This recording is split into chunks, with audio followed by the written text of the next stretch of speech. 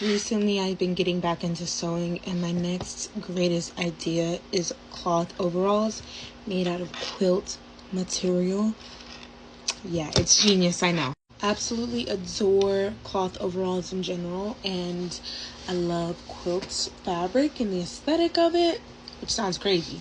But I picked up this gorgeous quilt from the thrift store to even make a quilt cardigan out of the excess fabric that I'm gonna have.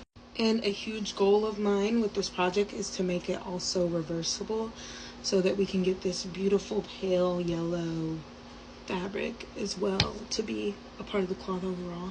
The quilt from the thrift has been professionally cleaned, and also I have some extra fabric if I need it because I also bought the quilt pillowcase. I also want to start watching Pretty Little Liars again, so it's going to be a very fun and iconic day. My only issue and the only reason I haven't started is because I can't find my glasses. I found my glasses, so let's get into it. I took my favorite pair of overalls, and I don't know why these clips are in slow-mo, but basically I made a pattern out of those overalls. And also, this is not a tutorial. Also, so yeah.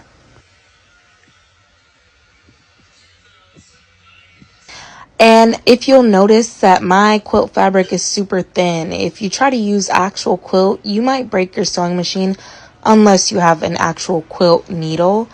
Here I'm just showing you the pieces. I had 4 pant pieces overall, 1 trapezoid-esque piece, and 1 isosceles triangle-esque piece. I left an insane amount of seam allowance. I left 1.5 to 2 inches in some places. Leg pinned together, and we're gonna try sewing it to see if it'll work. This is the progress after sewing all the pant pieces together. Yeah.